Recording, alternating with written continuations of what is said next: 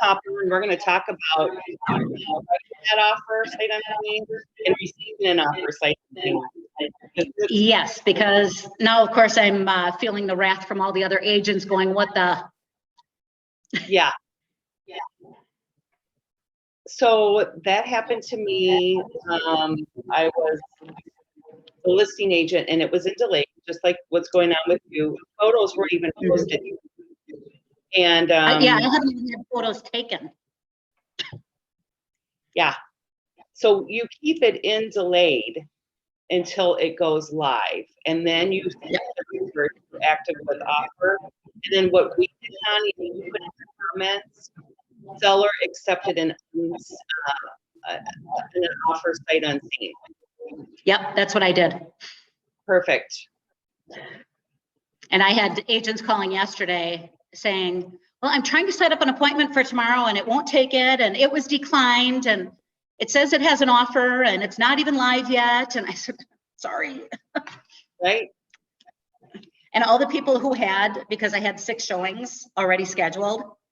So before we accepted it, I personally called all of those agents and said, hey, I know this is going to sound crazy. And they were all very accepting. And I said, I have an offer sight unseen. I said, if your people would like to write, I would be more than happy to, present it before we make a decision. And they're all like, no. I said, okay, I'll let you know how it goes. If we accept it, I will definitely cancel all the showings to not waste anyone's time. Yeah. So.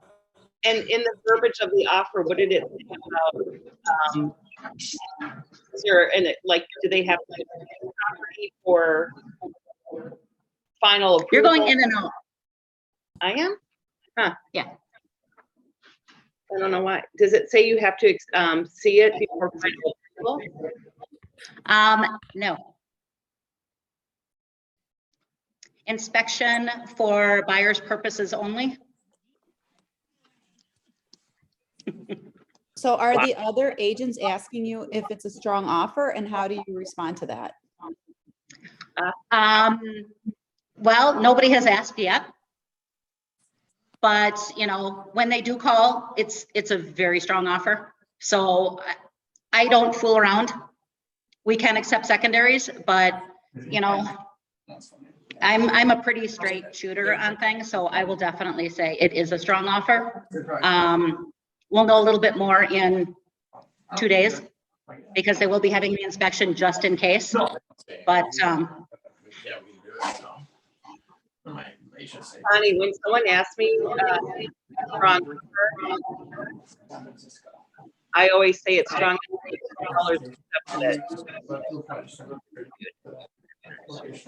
You're still going in and out, Janine. I don't know why. Okay, so you always say it's a strong offer. It was strong enough that the sellers accepted it. Oh, I like that. It was strong enough that the sellers accepted it. Yeah. Oh, Connie. That's good. Yeah. So if the inspection is for buyer's purposes anyways, and something does come up, they really don't have a way of getting out of the deal, correct? Or yeah. Well, with that verbiage that actually came in their self-counter, if you will, but in the original offer, and this is what I was talking to Stephanie about, in the original offer, they did have an inspection, but when it came back with the count, so they self-countered, and in the self-counter, they put inspection for buyer's purposes only. Buyers will not ask for any repairs. So is the inspection contingency on? Yes, because the verbiage did not say line XXX in the offer to purchase, inspection contingency shall be stricken. So that verbiage was not there. So this will be a discussion. And I mean, if they come back with something, could it be an attorney situation? It could, because she didn't write the correct verbiage. It was a good offer. We wanted to take it. So, I mean, Janine, what's your take on it? I went through this with just recently. If they put in for buyer's intentions only, but they still checked the inspection contingency, they can still come back and ask the seller to do things. The only way they're Okay. not, if they remove the buyer or the inspection contingency, because really, Yep. they can say what they want, but they can still come back and ask for it. They have not waived that inspection contingency. So did they Okay. do right to cure or not right to cure? What did they check They on did that? do right to cure. Okay. There is a right to cure. So it's like they said they aren't gonna like have an inspection, but they are. It's okay, because this just happened where I had an agent write an offer with an inspection contingency in the email and in the offer. It said, this is just for their use only. I said, awesome, then remove the contingency. No, they wouldn't. And guess what? They're asking for a ton of things. So it Yep. means absolutely nothing unless they do not have that inspection contingency in there. So be careful. Mhm. Yeah. So, coming into writing strong offers. Yes. I just want to first start out. Renee Riera from Focus Title is coming in at 9:30 to talk about what her role is and how she can help you with your transaction. If you are not a part of a team, if you're not a part of a team, then I highly suggest that you take advantage of what Renee offers, that whole Focus Title transaction wise. But she's going to come in and tell us a little bit about what they do and what they can offer. So we wanted to talk to you about writing strong offers, because most of you are going to be buyers, working with buyers right now versus sellers.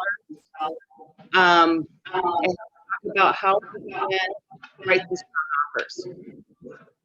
I have a question following up on the offer that you got, which said the inspection was for buyers, like information only. Yeah. So they didn't strike, they still checked the inspection contingency, right?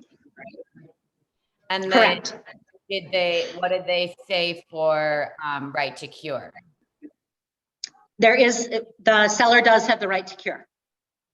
Would, as like a listing agent, would you go back and like counter striking the inspection contingency and then putting in like additional provisions, inspection like allowed for buyers informational purposes only, to then like make it clear that that's what it is for and that it's not going to be a gray area when it comes to inspection? Yes. Yeah. Yes. But with this property, we're not concerned because we have so much interest in it that inspection is tomorrow. And if it falls through, I could still get showings on Saturday.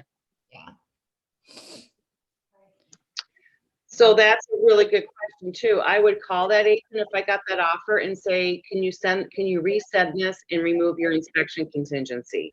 And if they say no, then you have to make that decision with the seller. But I'll always call back. Another interesting offer I received, an offer competitive with Quicken Loans. And so, can you hear me, Connie? Yes. When you're Okay. closer, it's better. Okay, I don't know. Yeah, I don't know what's going on. So I called the agent and I said, I love everything about your offer without Quicken Loans. I have not had any good luck with it. So rather than counter that, I had to email the agent leads from Quicken Loans. He said this was a Quicken Loan lead, and many listing agents not like Quicken Loans, if you email me and please say that the seller has requested to use a local lender, then I can switch them over to a local lender. That was a first for me. And did they do that? Yes. Oh, okay. Yeah. Interesting. Yep. I have a showing today, and they sent over a document that said that they prefer Johnson Bank as the lender. They're great. I know they're great, but like my people are already pre-approved with someone else. Do I tell, you know what I mean? Yeah.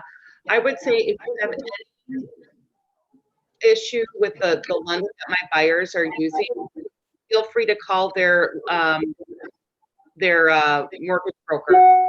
Call their source if they have any questions.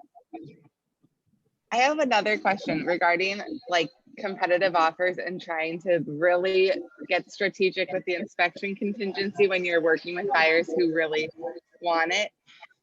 I was talking with Catherine Cronin, and she was saying that she was going to write, or like someone had suggested to her, you know, not only saying we'll cover the first $5,000 in things, but we also will not issue a notice of defects until the sum is like 15 grand or something. And I thought, well, that's kind of interesting, because then that would really reassure the seller, like, we're not even going to walk away from the deal unless there's something like astronomical. Is that a common thing you've been seeing in offers, or I don't know? No. I have not seen that one yet. No, what I will put in there is giving the seller the right to cure up to a certain amount. Let's say it could be up to $15,000. Buyer and seller to agree to the scope of work, because I want to protect my buyers on, whoa, what is the defect, and you know, we both have to agree to it. That I would feel safer using that verbiage rather than giving the seller complete control. I have a question on inspection as well. So again, buyers will not waive inspection. So like the best that I could tell them that we could do would be to say that they'll cover like up to $20,000. And we wrote, and we didn't get it because the other buyer waived inspection on a house that's been lived in for 30 years without an inspection. I mean, there's just no winning. Like, there's not any way to be competitive with that, correct? No. Correct. And I wouldn't tell them to not, like, I wouldn't expect them to waive. Like, I just don't think that makes sense. It doesn't. So it's just like we write our offer and we know we're not going to get it, and next weekend.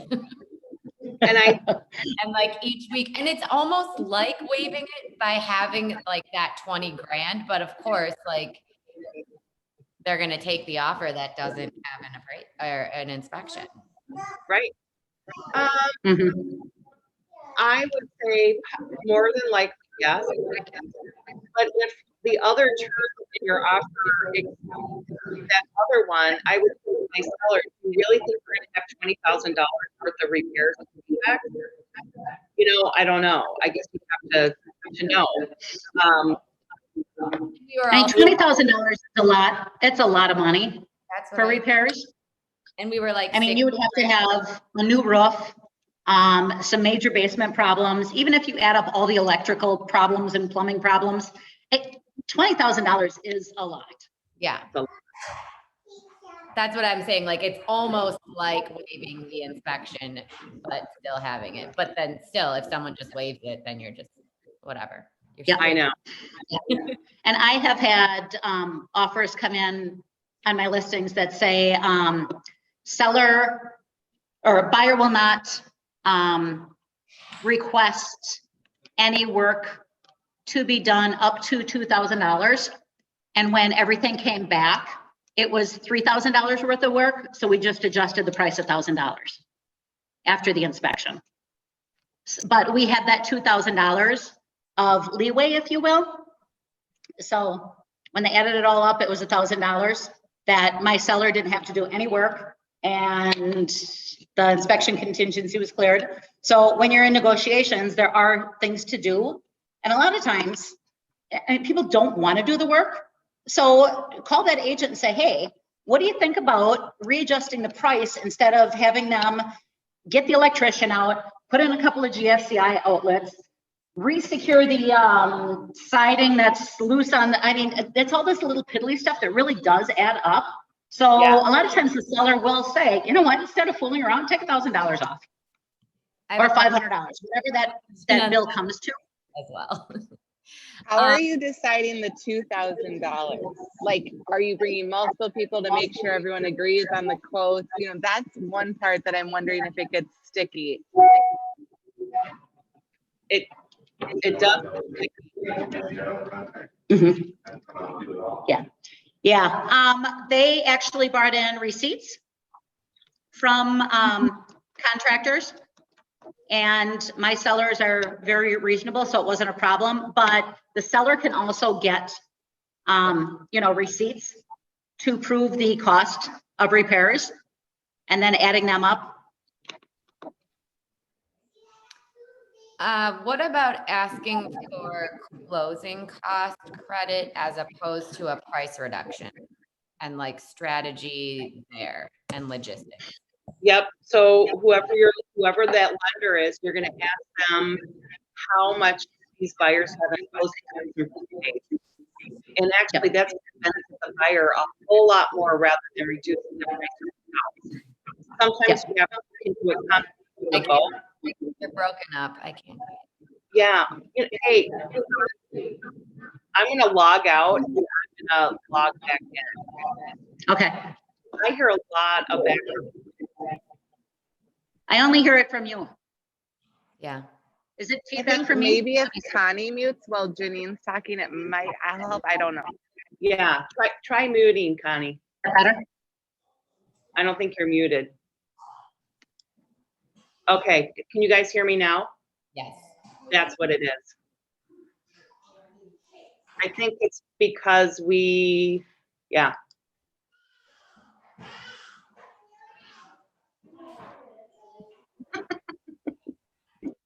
All right, Crazy. Connie. Are we good now? Can I ask a question? So You're floating.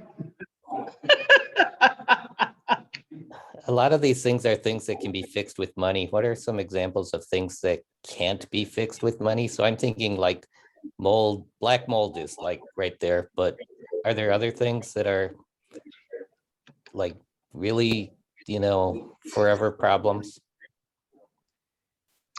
Mold is not necessarily a problem. You can have it tested and remedied. So mold isn't necessarily the end of the world. I've had lots of properties with mold-like substances. I would say it's going to be roof foundation are going to be your main two components when a big ticket item comes up. Maybe your HVAC, it's your foundation and roof. So the first thing I do is look at how old the roof is and, can you eyeball the foundation? You really don't know. You can't tell from a foundation quite yet, but you can certainly look at the walls if they're not covered up. Those are my main two sources. Another thing that I have really liked lately is listing agents having the seller do a pre-home inspection. And whether that seller fixed, cured, or did anything after they did that pre-home inspection, those buyers then can look at that home inspection and then they can determine with the knowledge that is right in front of them whether or not to waive their home inspection when they're writing the offer. So I think, that is brilliant because it gives everyone a little sense of relief. I'm not seeing it a whole lot, but I think that is a great idea. Mind you, it's one inspector's opinion. And I've seen other inspectors after that come in and find other things, but I love when that happens because then you can really write that offer. Here is the home inspection report. And I know what I think I know what I'm buying a little bit more. So there you have it. But then Janine, when Janine, you, let's go back to the difference between closing cost credit and reducing the price. So to the buyer, it's definitely more beneficial to have closing cost credit because it's less money they have to bring to the table. If you take $1,000 and you amortize it over 30 years, it's $2 a month versus bringing $2,500 or $1,000 to closing. So it's that cash out of pocket, which goes, you know, for your closing costs. Does that help, Betsy? Then you just have to check with the lender about what the closing costs will be. Yes, because if it's stated in the offer to purchase or the amendment that seller to give closing cost credit of $5,000 and they do not have $5,000 worth of closing costs, they lose that money because it has to be put toward what it is specified for. So it can be for I always put closing costs and prepayables. Because for your prepayable, a lot of times, most lenders are making people pay for their homeowner's insurance in advance. So that is a prepayable. So that might be, I mean, depending on the house, depending on where it is, that can be anywhere from $500 to $1,000 for that, you know, annual homeowner's insurance. Typical closing costs are X percentage of purchase price. Fill in the blank. Pardon? Like what percentage of purchase price would closing costs generally be? You know what, that there is not a blanket answer to that, and that's a very good question. It's going to depend on the lender. Some lenders, their interest rate might be a little bit higher in order to waive those prepaids and closing costs. So it's going to vary. Some will absolutely have no prepaids and closing costs for the buyer. So I always, when I'm writing an offer, and we're negotiating that home inspection, I will have that lender email myself and the buyer what their prepaids and closing costs are. So then we both have it. It's not a conversation I had with the lender. I didn't hear it just from the buyer. I want to have all three of us on the same page so I can then, you know, realistically write that amendment in with my home inspection. So sometimes if it's only $2,500, and I'm asking for $5,000, then I'll reduce the price by $2,500 and then ask for $2,500 to be paid by seller, of $2,500 of prepaids and closing costs to be paid by seller. So I get everyone on the same page. Everyone is aware of what's going on. Okay. And for the seller, it absolutely makes sense to them because it's all out of their net. And keep in mind, it depends, you know, like Janine said, there's not a set price for closing costs. It depends on the program that they're doing. So for vets, I've had closings where they got a house and a check. They didn't bring any money to closing whatsoever. And they got like a $1,500 check at closing. So it was zero at closing and they walked away with the house keys and the check. Sometimes they can buy down their closing costs or put them and roll them into their mortgage. Everybody does something a little bit different. So you have to ask. And then again, I've seen some really high closing costs because they're paying more in closing costs to buy their points down. So it's more cash up front, but then their percentage of their loan is lower. So there's so many different variables. You really, really have to talk to the lender about things. Okay. Hopefully that helps. Thank There's you. another question. Do you write in additional testing area roof in the inspection contingency area? There is a spot under your inspection that will say additional testing, yes, and I'll put roof, foundation, chimney. That's, you know, or I've actually seen offers where they're only inspecting the roof, foundation, and chimney. They just need access for those items. The rest of the items, the buyer is not concerned with. They want those 3 ticket items. So that's another advantage, or maybe a competitive offer if you're just wanting roof, foundation, and chimney inspected and access to those only. If you're including just the general inspection contingency, I was told that like you don't want to, like it's less clean if you then write in the additional testing like that you're going to have roof, and the better way to do it would just be to have the inspection and maybe even already like pre-schedule the roof inspection, knowing that the inspector is going to call it out. If I feel that the roof is in question when I'm showing the property, I am definitely going to be calling my roofers once we get this accepted. Calling it out in the offer and just like saying we're going to have an inspection and then having the roof inspector lined up for when the inspector does call out the roof. I always put it in. I always put it in. That is actually why I put that chat in the chat, because I was wondering if, because my inspectors on a regular inspection, they inspect the roof. So if you put it in that additional line, is it just flagging that, hey, we are paying special attention to that roof? And like, do you want them to know that?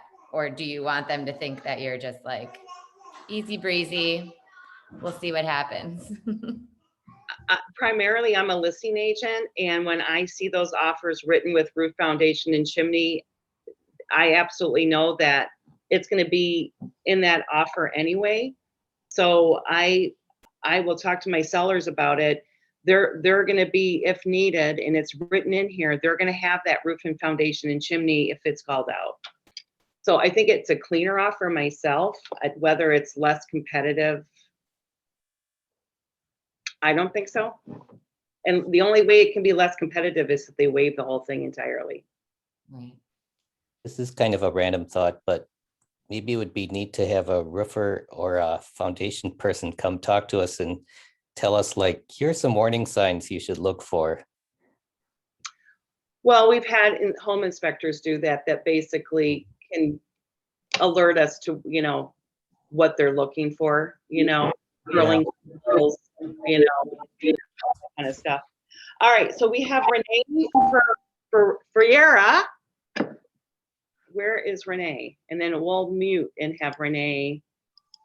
Oh, hi there, I see her, Renee. Renee. Oh, I think she might be muted.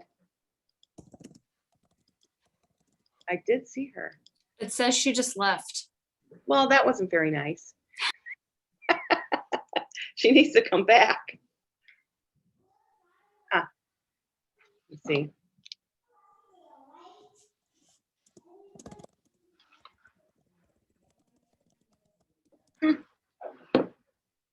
Come on, Renee. We really like you. Well, we'll wait for her to come back. Any other quick question that we can answer before Renee hops on?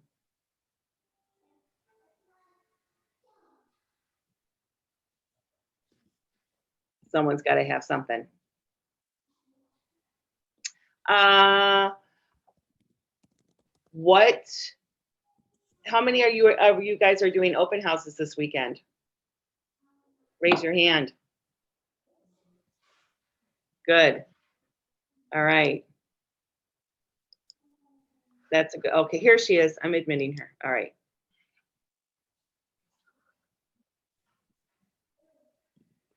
Hello, Renee. You're on. Sorry about that.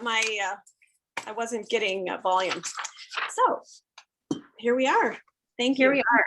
Yeah, so I'm gonna mute myself. And Renee, if you can just tell, we have how many participants? 22 besides yourself. And if you can just let us know what you do and how you can help new agents take what is not needed for them to really do at this point, and how you can help them out. Okay, great. Yep. So there's the phone.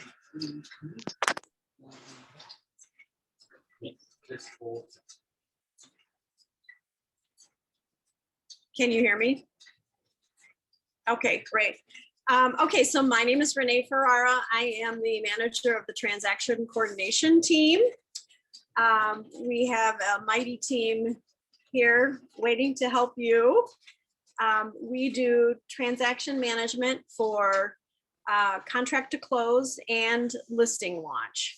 So, and we also have a third service, which is for command only. So if you don't like the command aspect in working with your opportunities, we will do that for you as well. So the contract to close is $295, and we basically put all of your paperwork into the opportunity. We send out the introduction emails to all of the parties, to the lender, to the buyer, to the seller, to the title company. I like to say, the air traffic control of the transaction. So in real estate, we say there's the 3 P's of real estate. There's the people, the property, and the paperwork. So you handle the people and the property. We like to handle the paperwork. So we get your transaction from accepted offer to close. For listing launch, we enter all of your documents into MLS for you. We enter the photos. We take care of showing time. We handle putting in the open houses. We order the we ask for prior title from the seller. We order the title for you when there's an accepted offer, and then we take that to close. So basically, we're initiating the opportunity.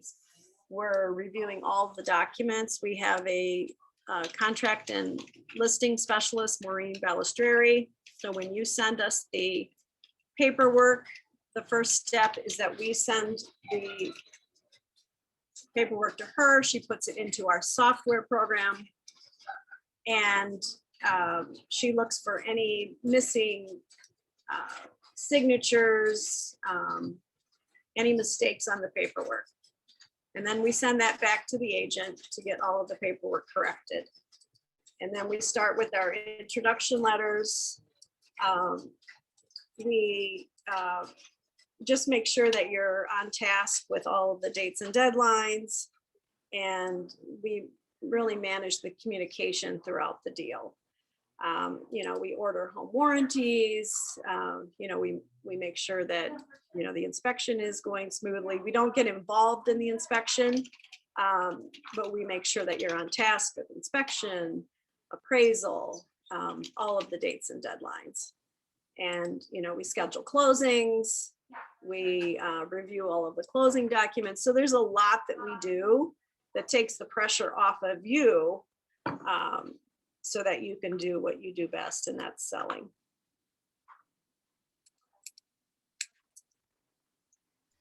Renee, Yes. when you're going through this process with all of these agents, I'm going to ask you, first of all, what do you see on a consistent basis, just across the board, that new agents are missing when they are writing their offers? There's got to be something that you are like, oh gosh, yep, this is missing again. Or what is it that you are seeing on a consistent basis that could help everyone here? Right. I would say one of the biggest struggles that we're having is new agents are going with bad lenders, and it's making for a tough situation for all parties. A lot of these out-of-state lenders that are promising the world really don't deliver. And the other thing too is that when you're new, you don't understand the title process, and these out-of-state lenders, they think that because my email address is Focus Title, or because we're not out of state with them, that we're automatically doing the title for them. So that's one of the things that we find out right away, is who they're using for their title company. And then we try to convert them over to Focus Title, because when we keep all of our transactions with Focus Title, we have more control and we know what's happening with the deal. I have access to their software program and I can go in and check. So I don't have that with Attorney's Title or, Heritage Title or any of those. I don't have access to their software. So that's a big problem.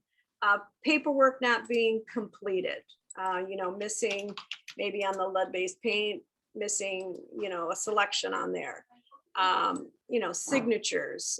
There's a lot of paperwork and warranties and disclosures. And warranties and disclosures too. But I would say just getting all of the paperwork. The other thing that they're not doing with new listings is they're not getting the authorization to release information, and the title company needs that so that they can call to, check for any liens on the property. So we have a full, what you're getting with us as well as we are licensed, and we have a full understanding of what it takes to get through the deal. And we're very proactive. We look for things that the agents don't even think about, because we've done it so many times. We know how to get through it very quickly and efficiently. Let's go back to the first thing that you mentioned about lenders. Are they the big box lenders like US Bank, Associated, Chase, Wells Fargo? Is that who you're talking about? Those are a few, but some of these that you've never heard of, like Incredible Bank, that's kind of a clue if you've never heard of them. But yes, you will find a good lender at Chase, but most of them just don't have the time of day for the agents. And they really need somebody that's going to hold their hand. So they should be going with somebody local, like a Bank of England or a Fairway Mortgage or Right. Landmark. So I have a question. If we're a new agent and we don't have any lender relationships, I think I heard someone say that a lot of the Keller Williams agents like A+ Mortgage. I mean, do you have a few to recommend right off the bat so that we have a starting point? Yes, each office does have a relationship with a lender. So depending on what office you're in, I know we have Blake Early from Fairway Mortgage. He sits in our office. And which office are you out of? Is this Leanne? Sorry, it's Amy. I'm in Tosa. Amy and Tosa. Okay. I know that Fairway Mortgage is actually in your building, so I would bet that you have a relationship with Fairway. Okay, I'll check and see who we But if use. you want to just have a conversation with me offline, I can give you some guidance. I'd be happy to do that. Thanks. So that's so true. A lot of these buyers are coming in and you met them at an open house or however you receive them, and they have a lender. That's the first thing that I'm going to talk about when I do a buyer consultation in person or via Zoom. I'm not going to just go out there and start showing them properties. I'm actually going to have a sit down with them and talk about the process. And the first thing that I bring up is, let's talk about the pre-approval lender that you have or you don't have, because this is really going to impact you when in this competitive market, whether or not you're going to get that offer accepted or not. So let's put your best foot forward and get yourself with a great local lender here. Because we all know that these big banks, their underwriting is not going to be in Milwaukee. And it may not close when we're supposed to close. And it draws a red flag immediately as a listing agent. So that's the first thing that I talk about is, where's your pre-approval? If you have one, if it's local, if not, let's go ahead and get you pre-qualified right away. And I think that helps quite a bit.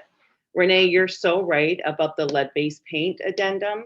At the very bottom, the last page of the addendum S, when you're writing an offer, you need to check the mark that buyer is waiving the lead-based paint, is aware that the seller has not tested for lead-based paint.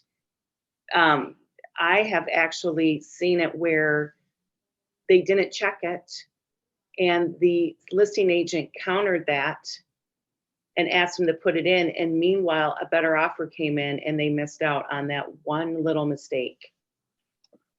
Right. So The you- other thing too is a lot of agents on the buyer side are not getting the buyer agency agreement completed, and that's very dangerous as well. Correct, Janine?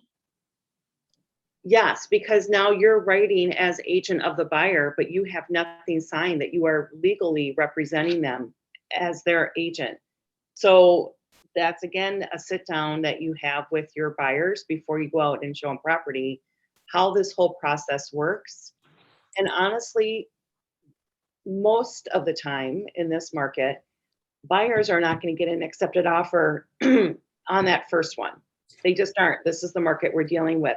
So if you have had the time to sit down with these buyers, a face-to-face, and go through the process, they're going to understand, that more than likely the first house we write on, we may not get in this market.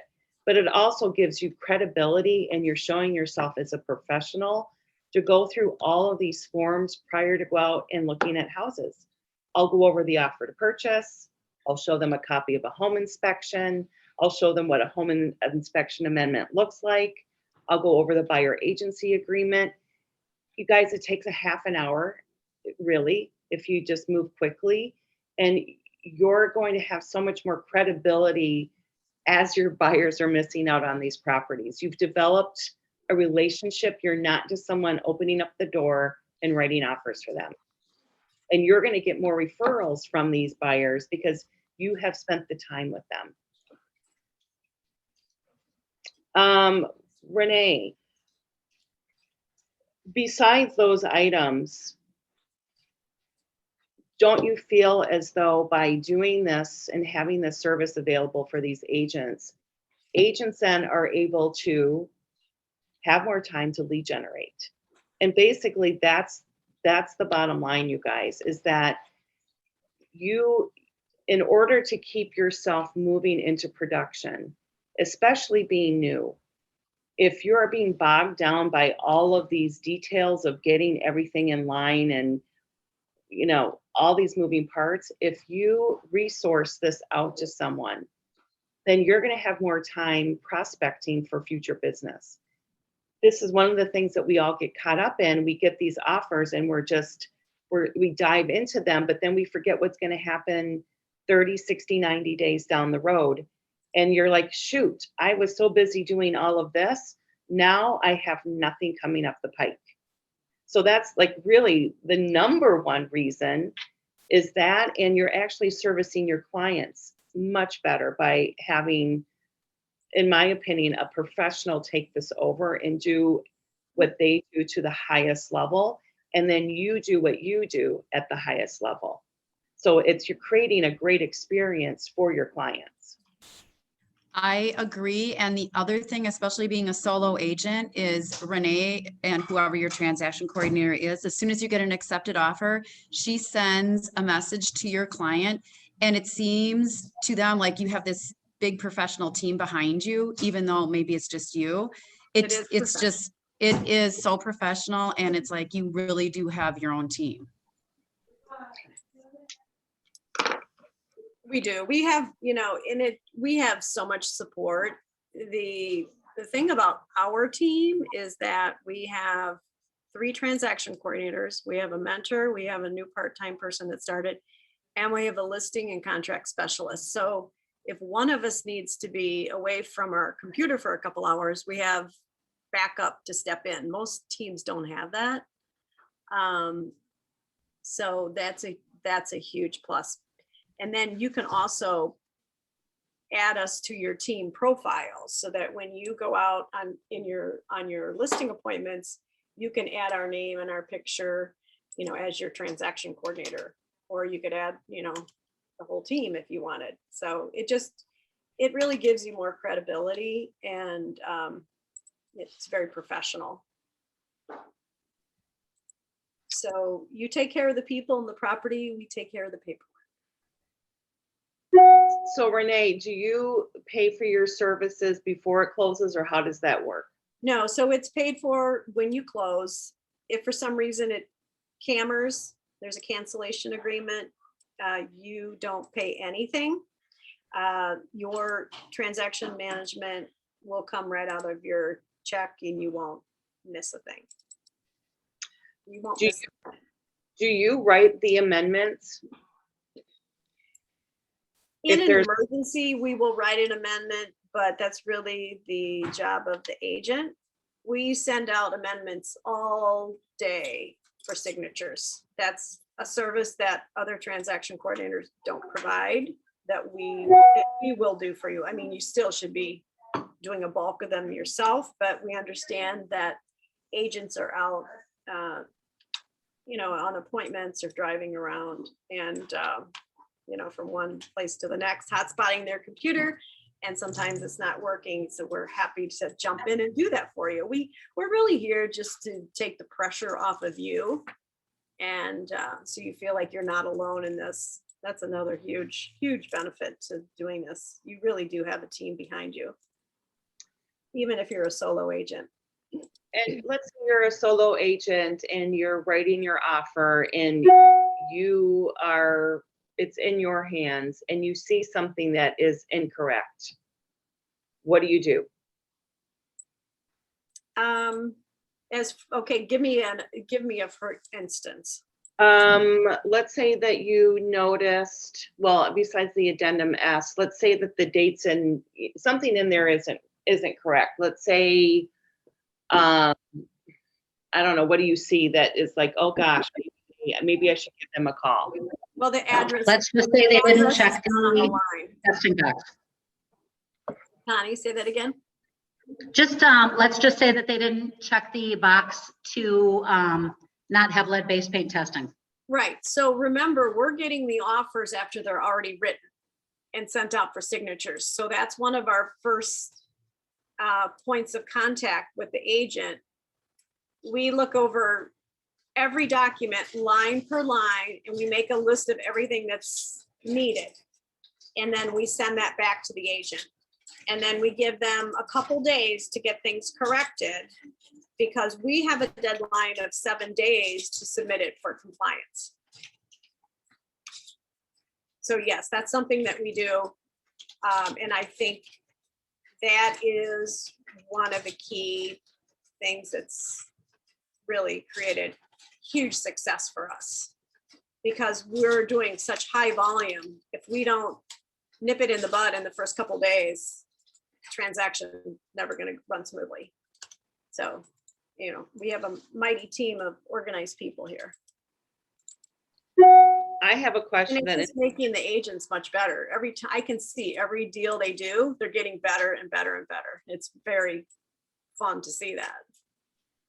yes, I just had a question, and I already responded to this agent, but listing agent just asked me if my buyers want to hold title with their middle initials or not. And she said, if I ask my buyers, they're going to ask me what I suggest. I responded, how was the offer written? Correct. Remember that the title documents need to match the offer. Same thing with like an LLC, a trust, it has to match the offer. So that's something to talk to your seller about in the beginning, so that we're not getting that in the 11th hour. So that's one of the things that we're going to look for as well, making sure that everything is matching. Same thing with when we send things out in DocuSign. We're going to make sure that middle initial is in there. Or we're going to make So sure. it's not a huge deal either way, it's just that it's the same. Excuse me? Yes, if it's the same, how the offer was written, everything, and if it's a change, then you're going to have to amend how the offer was written. So it's not the end of the world if it doesn't match up, but I would just say how the offer was written. Right. One of the things we're finding a lot this last week is offers that are coming in closing on Memorial Day. So we know Focus Title isn't working on Memorial Day. So, you know, check the calendar when you're writing these offers to make sure that it is a legit day to close, because otherwise we're going to have to do an amendment. You know, we're very strict on the documents, because if it comes back to E&O later, you know, we don't want to be involved, and we don't want to be the ones that made the mistake. Do any of you guys have any more questions for Renee?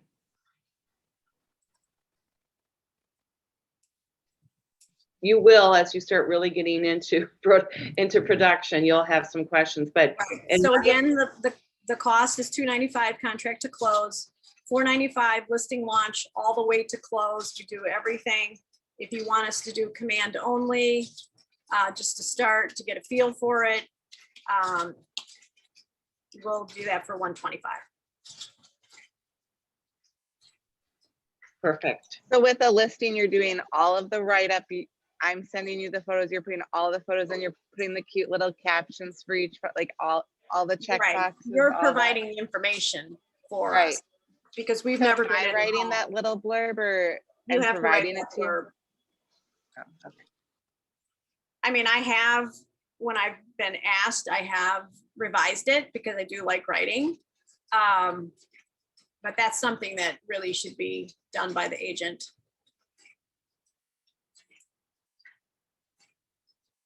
And we do have a listing and contract specialist that she does all of the listings for us.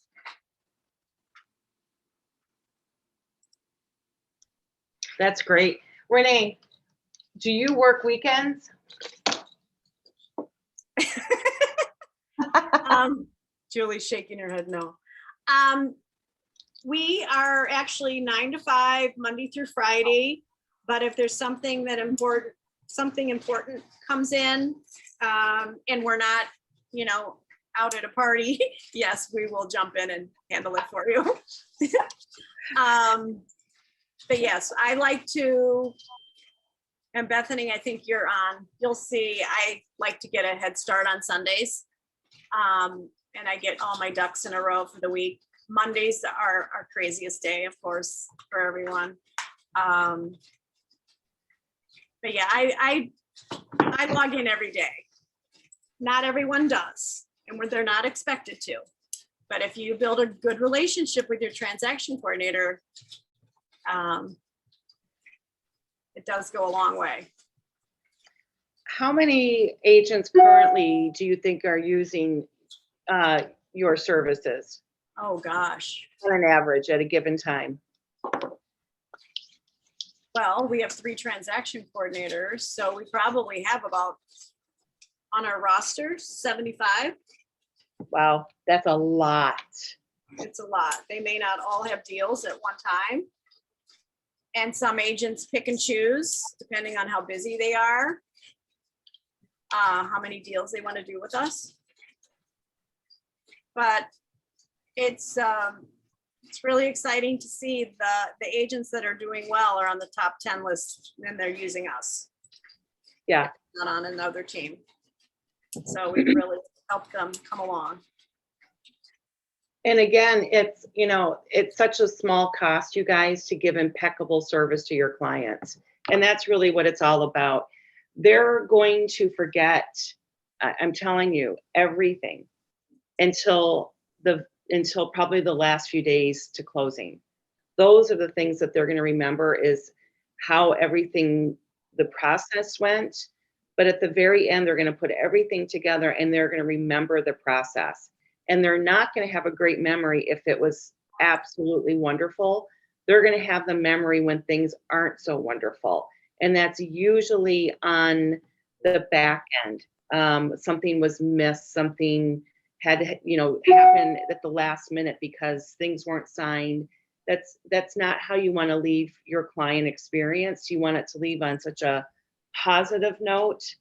And so if you can have someone that is part of your team and you can advertise them, you have a team behind you, that is That's huge. It's going to give you a huge amount of credibility going out there and comfort knowing that you do have someone that is assisting you and helping you with your client. So to me, it would be a complete no-brainer. And Janine, the other thing that I always say is that when I started, I was an agent for a hot minute, but I used a transaction coordinator, and that's really how I learned the process. So don't think because you're brand new that you should be doing it on your own. No, you should be doing it together with us. And then because you don't know what you don't know, and we can point out what can be done differently, better, and we're there to support you. And I think agents that are using us have a higher success rate of continuing on in the business when they're with us. Absolutely. And you're not just guessing, you're having a partner. And you're absolutely right. It is not to say, I don't want to know the process. You have to know the process and what's going on. There is a difference then between actually executing that process. You as an agent should know the process and understand it. And I think you're going to have a better end result if you're partnering up with Focus right away, because it's going to be a learning and educational experience for you as an agent as well. So thank you very much, Renee, for your lovely face this morning and all of your great interviews. Thank you, Renee. Thank you. All right. Have a great day, everyone. Thank you. Awesome. So when I first started, and I always like to use experiences. So when I first started, I started in March 1st, and in June, I had 3 closings, and then I didn't have anything for 2 months, and then I had 3 closings. And what happened is because you get so involved with those transactions that you don't do any of your marketing or any of your contacts. And keep in mind, we're always working 30, 60, 90 days out. So because I was working so hard on those 3 transactions, trying to keep it straight, trying to keep all the paperwork straight, I didn't do any marketing, or I didn't do anything to work on my business. I was working in my business. So then I had nothing for 2 months. And then I had 3 because during those 2 months, I really worked with people and talked with people. And then I had a dip, and it's funny to see with your numbers, and you can pull up your numbers in Command and see where everything is, because I had my closings, and then I had a dip, and then I had my closings, and then I had a dip. So my second year, my goal was to have a closing every month instead of 2 every 3 months. So having somebody help you with your transactions, I didn't have to concentrate as hard on doing all that paperwork and really staying on task with what I needed to do. And which when you're first started, oh my gosh, and even still, I want to take care of everybody. I mean, the best I possibly can, because I think customer service is where you really grow your business. But by having somebody take care of your paperwork, and if I have 1 deal going on, I can do it. 2 still isn't too bad. When I get to 4 and 5 deals, I don't know what day is what deadline is where. And I keep a pretty darn good calendar that's all color coded because I have that Virgo freakness about me. But, it's really nice to have somebody really take the bull by the horns and make sure all of your stuff is taken care of. And I've actually come to, the week before closing and went, oh my gosh, did all of this get done? And Renee says, I got you, no worries. And I've been CC'd on every single email, so you do know what's going on. She CCs you on every single email. She has contact with your buyers. She has contact with your sellers. She actually talks to the lender to make sure that your financing contingency is covered, your appraisal contingency is covered. She does everything. So it's actually really, really nice. So when you guys are ready to, when you're feeling overwhelmed, which you can, take in and scoop something off. Scoop off what you're not good at. The owner of the company is never, ever, ever the CEO, the CFO, the president, the vice president, the secretary, and the treasurer. They delegate things off, and you're running your own business, so you should take and delegate things out. You should have somebody help you with your transactions. You should have an accountant. When you get busy, have somebody do your marketing for you. So these are all things that you can start to scoop off, and Renee and her team are a great first start to, building your team. Even if you don't want to build a mega team, you still have transaction coordinators as your team. So for me, and I totally agree with that. For me, I want to have my clients have the best experience possible. It is not about me. It is about their experience. And how I like to present that is that everyone has a role. When you're calling your physician for a doctor's appointment, they're not going to be they're not going to do everything. They're not going to do the blood work. They're not going to do all the things around what their one thing is. So I kind of look at it this way. I am the professional. I am here to give them the best client experience. And in order for that to happen, I have to delegate, and I have to, make sure that everyone kind of stays in their lane, that everyone has a job to do. So from the very beginning, if I'm working with a buyer, it's how do I make that experience the best? I'm going to delegate who's going to be doing contract to close for me, because it's not going to be me. It's also going to give me that opportunity to have fun. If you're showing properties, how can you make that fun for that client? You're getting to know them. I'm writing everything down about them. I am putting everything into them. It's not into the process that Renee is doing, because that's her one thing. I want to have wow moments throughout the transaction. And this delegating things is going to give me the opportunity to give wow moments to my buyers. I'm going to show up with, water bottles and snacks for the kids, or going to the home inspection, and I'm going to bring a thing full of muffins and all of that kind of stuff that I can dive into my clients. And Renee is going to dive into your clients in another way. So it's just an added benefit to you, so you can do your job. I want to go back to, that is all wonderful, because your job is to lead and prospect and close a deal. That's really what our job is to do.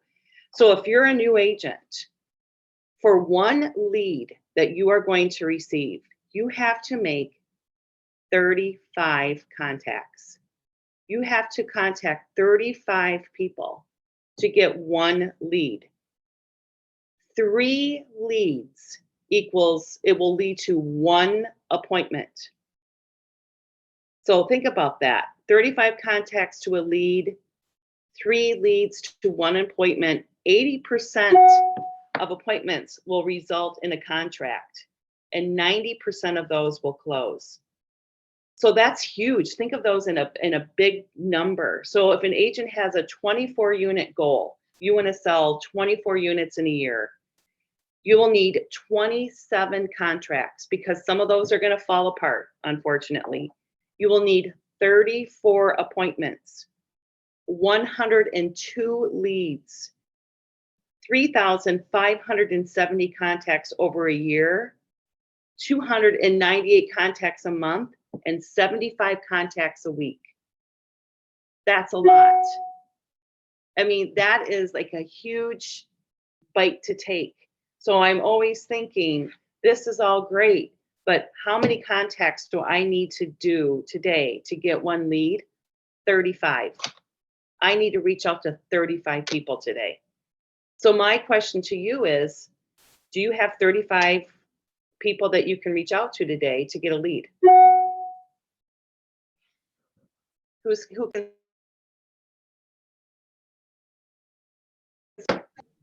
I'm a little behind. Yeah.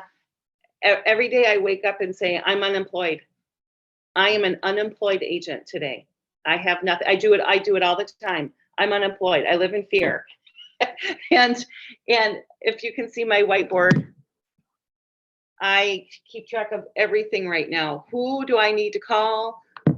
Where are these people? Who talked to me about selling their house? Who did I meet at Sendix? who did someone just say randomly they might be moving? I write it everything down, and my eyes are on this all the time. I look at my numbers. I have a spreadsheet for everyone on our team. I know exactly how many units I'm at right now and how many I need to be for my goal at the end of the year. So my goal is 40 units. I think right now I'm at 18 units for the year. But I am constantly watching those numbers every single day. I pull up the spreadsheet every day to see where I'm at, because then I know how much, I have to put into my day, my week, my month. I'm constantly looking at that, and I'm saying to myself, I'm unemployed. Who am I going to reach out to today? It's really that simple. If you look at it that as a numbers game. And the best thing to do is, if you're a new agent, is get out there and do open houses. Don't be a private agent. Let everyone know that you're in real estate. Let everyone know, and get out there into the public as much as you possibly can. If you're not doing an open house, then get yourself to the open houses. Go and observe how agents are hosting them.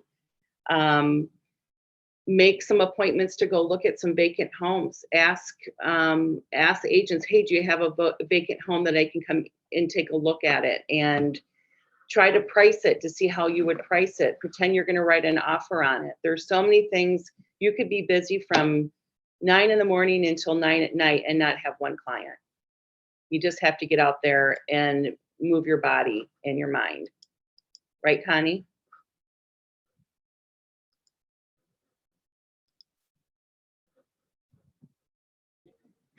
Yes. Once again, making appointments, even if it's for coffee, even if it's for lunch, everybody should have appointments on their books. Call somebody, call anybody. Make that appointment. When I was down in Florida last week, I was talking to one of my daughters. Actually, he stayed at our house, police officer in Milwaukee. He's almost 30. I need to buy a house. I said, this week, you will be starting the process to buy your house. Well, yeah, I was thinking about it. I said, no, there's no more thinking. And he's kind of like my son. So I'm like, this week is what we're doing. So on Monday when I got back, I sent him the lender. I said, I talked to him. They have some police officer things for you. I already checked it out. I called the 4 people who I worked with, picked the best one. And I said, you need to call, get pre-approved. We are buying a house this year. So of course he sent me the text back, ha ha ha, okay mom, I'll get on it. But do you have to be pushy with everybody? But no, we were sitting by the pool, we were chatting about different things, and sometimes you have to take that clue. Could I have come home and said, oh, that Garrett, he's another funny kid, here we go? No, I took that initiative, talked to the lender, sent the lender to him, followed up. That was on Monday, Tuesday. By tomorrow, if he doesn't call that lender, I'm going to follow up and make sure that we get the ball rolling, because you know what? He has the money. He just likes to play a lot of baseball. You're almost 30. Son, it's time to buy a house. So, taking those leads and following up on them. And when things get going, I can definitely go down by him. Make those extra attempts to follow up with people. And if you don't remember things, write them down. Keep that one notebook and write things down. And actually, I just pulled up my spreadsheet, and I do have the whiteboards in my office, but the spreadsheet, and I was like, oh my gosh, a month ago, somebody was supposed to call me from a friend lead, and they never called. And so I have to call because she never followed up with me, but I would have totally forgotten about it if I literally just didn't pull my list up. So write things down and follow through with them. But lunch and coffee always gets me a lead. But that's how I am. I'm social. I'm not one to sit and dial for dollars for 10 or 20 people a day. It's just really not my gig. I know you're supposed to, but when I go to a party is when I find a buyer or a seller. Yep. So tonight we have an open house for a new boutique, little gift shop that's opening in Oconomowoc. Yep. So I'm going to that, and I have got to find a house on Okachi Lake because there's nothing right now. And I have buyers that, I mean, they're ready to write checks. So tonight, my main goal is to find a house on Okachi Lake from all the ladies that are going to be at this soft opening of this gift shop. So you're very intentional in what you do.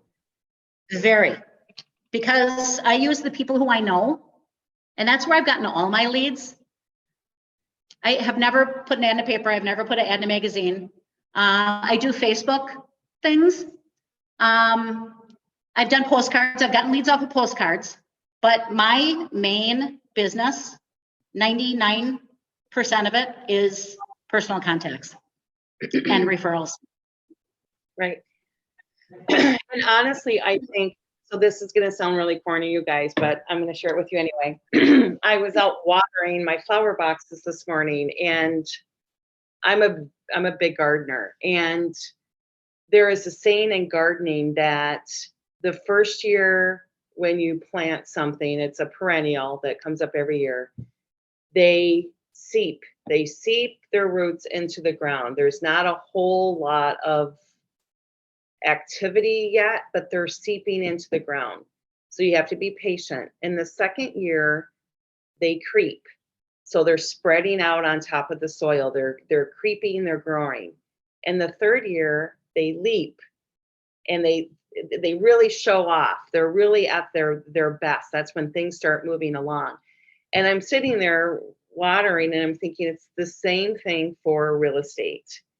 You know, that first year you're seeping, your roots are being planted, you're getting all this information, you're getting out there and you're meeting people and you're doing some transactions and you're providing a great experience. The second year, you're creeping. You're actually taking from what you learned the year before and it's starting to spread and you're starting to build up momentum. And by that third year, you're leaping. Now you're getting past clients that are coming back to either sell their house that you purchased, help them purchase. They're sending you referrals to their neighbors. You have more people to dive into and contact. So it's very similar. And we just have to keep thinking it as it's a process. Do what you are really great at and just dial into that. So if it's like for Connie said, her deal is in person and networking parties, then Connie should literally be filling up her calendar more and more with those things. And if she absolutely cannot stand sitting on the phone and calling people, she's not going to be very good at it because she doesn't like it. She's going to be great at what she really loves to do. So therefore, her business is going to bloom. For some of you, socializing is not a thing. That's not what your jam is. You might feel comfortable doing another source. It might be just texting and emailing on the phone or whatever that is. You need to figure that out and do it because that's how you are going to be successful. But it doesn't mean that you're not going to make yourself uncomfortable. You're going to make yourself uncomfortable just about in every single day. You're going to be uncomfortable and do things that you may not like, but that's how you're going to grow. So if we can have everybody put in the chat how many appointments they have this week, please. How many appointments do you guys have this week? Can be a coffee appointment. We're going to open it up. Can be a coffee appointment. It can be a lunch appointment. It can be a listing appointment. It can be a buyer appointment.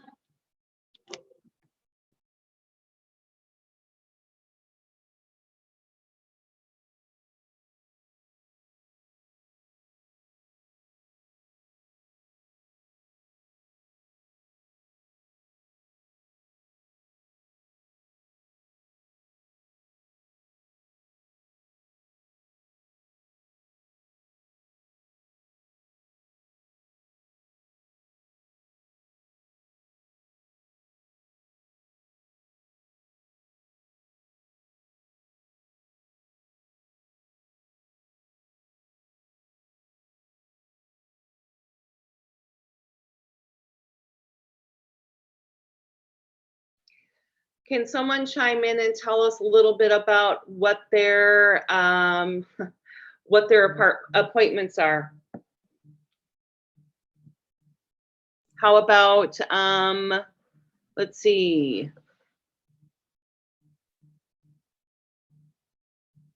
Katie Hart, your appointments, what are they for? Who are they? This is amazing, by the way. Thank It you, is. everybody, for being honest. So on Sunday, I had a listing and buyer consult. So listing, I met them from actually an open house. So I went over to their house and toured it, and then we started looking for houses on Monday. So that was my first meeting. And then Monday night, I went on a few other showings with another client. So that was my second one.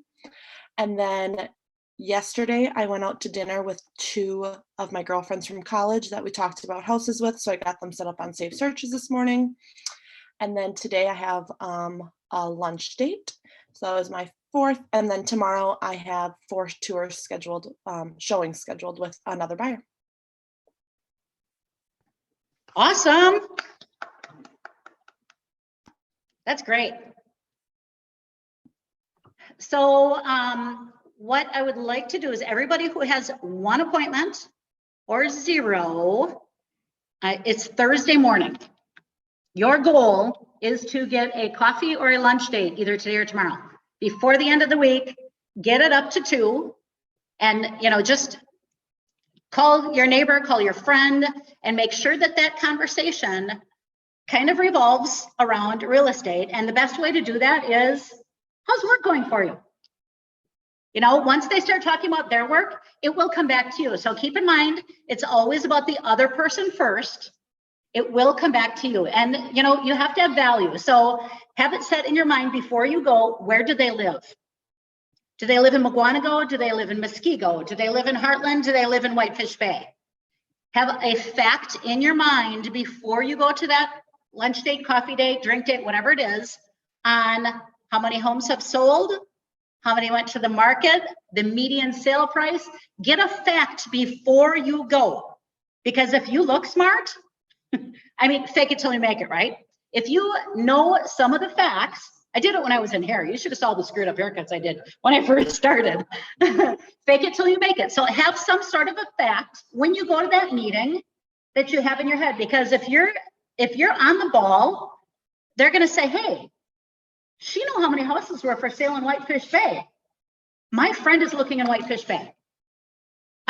You got to help Katie out. Katie has no idea what's going on.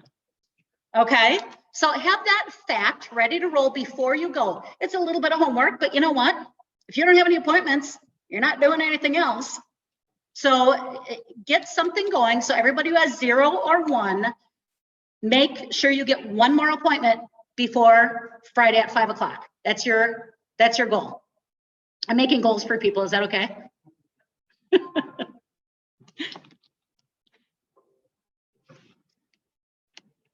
And if you're not doing any open houses, get in your car and go drop into open houses and see.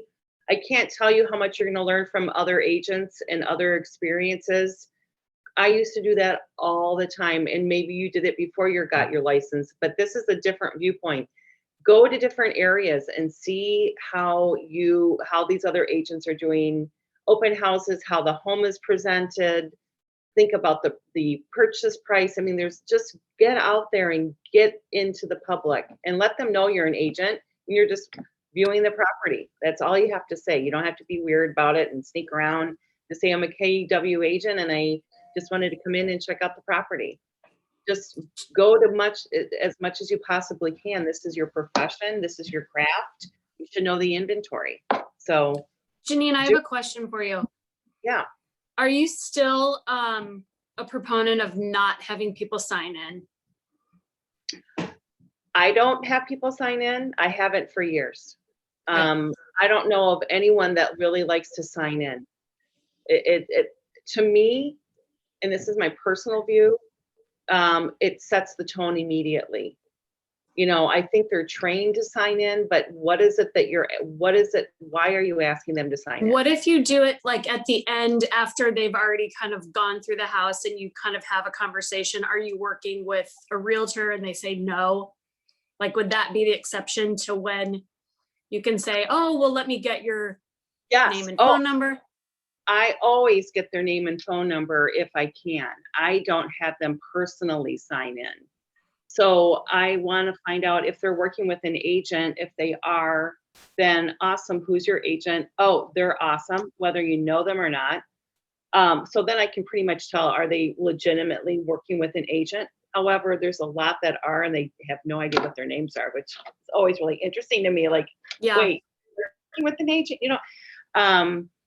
But then what I do is I just get their info. If you are interested in finding out about properties weeks, if not months before they go on the market, is that something of interest to you?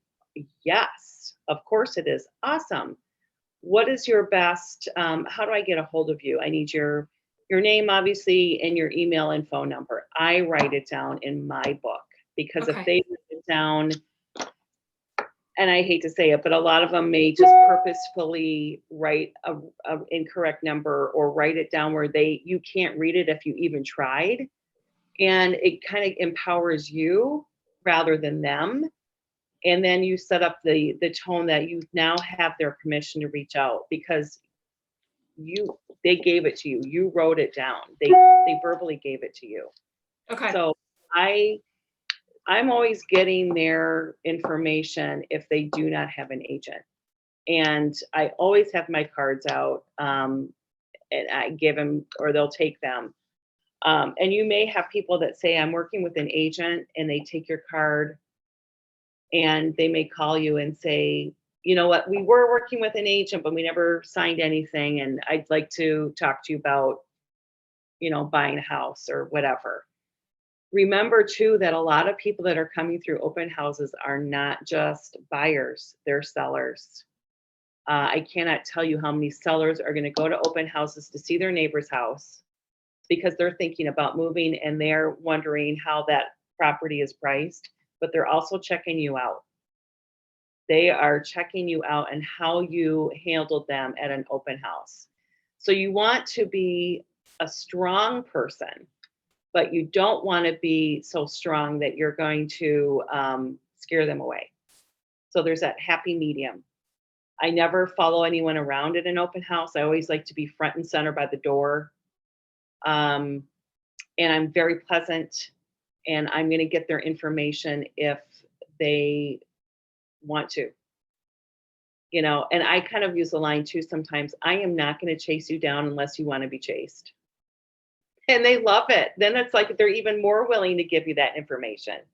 I don't have time, but I do have time if you want to work with me. Absolutely. And I think that sets you apart from being this professional than someone that they write their name and number down. They really didn't give you permission to call them. And now you're calling them and emailing them. Yuck. No. Yeah. And that's why they always they have an aversion to writing names down because they don't want to be called unless they give you permission. And that's who we want to deal with, right? Are people that really want your help. And we're helping people, plain and simple. That's why I like it, because when I do reach out, it's because they said I could and they wanted me to. Yeah. And you're going to eliminate all those looky-loos. So anything else, anyone? When you do follow up with them, do you thank them? Is it just like a thank you for stopping by my open house? If you have any questions, let me know kind of a thing? Or do you have a scripted? Usually because I'm following up because they said they want to know about properties weeks, if not months, before they go out in the market. So I'm going to say, I'm going to set you up an MLS, and anyone can do that. Any agent can do that. You're going to need to log into the portal, however, to see delayed listings. So you're going to have to train yourself, Mr. and Mrs. Buyer, to log into the portal. And I'm going to set it up then that I can see when they're logging in. And I always tell them, Never message me through MLS. Always text me if there's a property that you see that is like, yeah, I want to see this. And if it's in delayed, then we can go ahead and set up that time a week or so in advance. I can put it in my calendar so we can be one of the first people to get in. I can find out a lot of information before that day it goes on the market. So I'm already going to be working for you guys before that first initial showing. And then I really would like to sit down and talk to you about how the whole buying process works, especially if you've never purchased a home. And is that something that we can do via Zoom, or would you like to come into my office? What do you feel most comfortable with? It's really not a question. It's, are we meeting in person, or are we going to do it via Zoom? You know, so we can get to know each other and I can inform you on the process of buying a house. And once again, you're going to eliminate quickly those who are just looky-loos and those who are serious buyers, and that they're going to work with you. It's really not that hard. You just have to have the right script to do it. Okay, Because you can waste a lot of time with someone that is A, working with an agent, or B, their full-time job is to look at property, you know. So I get right to the punch. Took me a while, but I got there.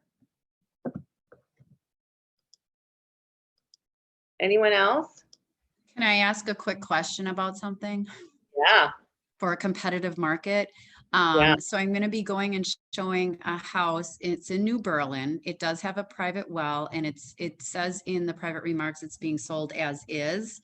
So we want to obviously make sure the well's good, and ask for the inspection of the well, but should we say we want the inspection but we'll pay for it?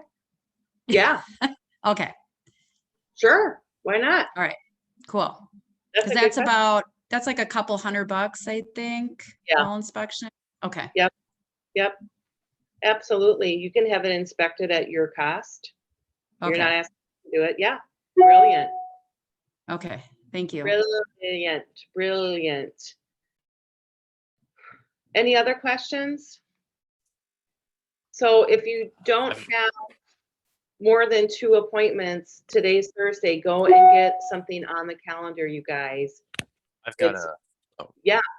I've got a question, but I think Garen had his hand up before mine. So Oh, you want to go, Garen?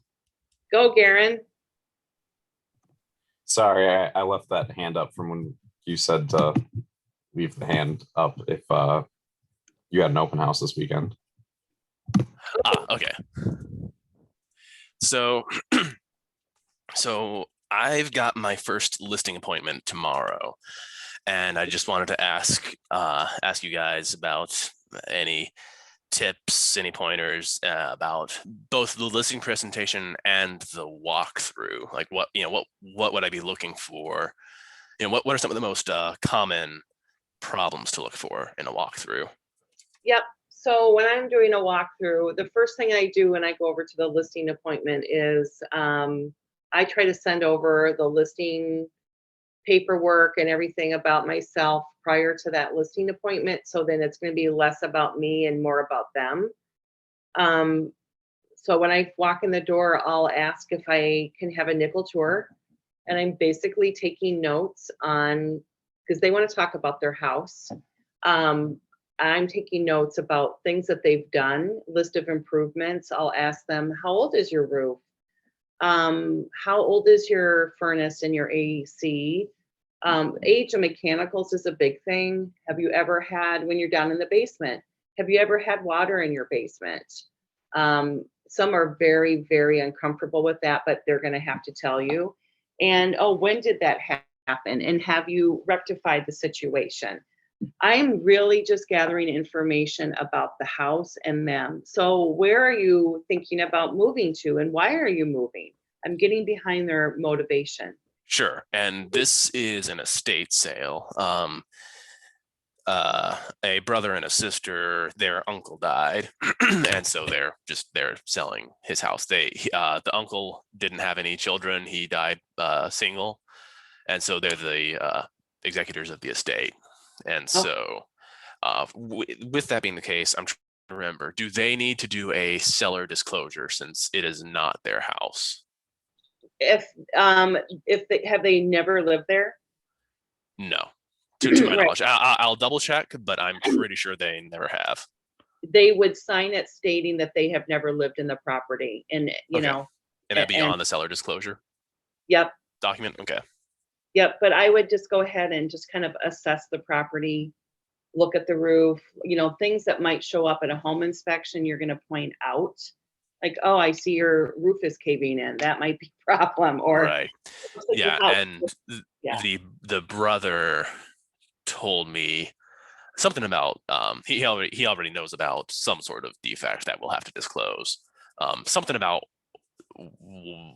some water leaking in the basement or something like that. So like we'll definitely disclose that for sure. But yep. Yep. So, and then be prepared to have your comparables done when you go to that listing appointment. Right. I try to get as much as I can over the phone, so I'm not walking in like, oh, you put on a 4,000 square foot addition. Oops, sorry, I didn't know that. I get as much info as I possibly can, and then have a price range that you think that house is going to fit into. Right. And if it's better than you thought, then it's going on the higher end. If it's about what you thought, then there you go. And if it's not, then go below that. Sure. So I try to have the pricing with me when I go to that house. And I would assume then that they could sign that paperwork today. So bring the listing agreement with you and say, you know what, we can sit here and just do this paperwork now. I can put it in delayed up to 3 weeks if we need to get any loose ends tied up. Oh, wait, you can only delay up to 3 weeks? Correct. Oh, okay. Because they're looking to the estate sale isn't going to happen until June, I think. So I can't have. I thought I could sign the listing have the listing contract and just say the listing goes live, 2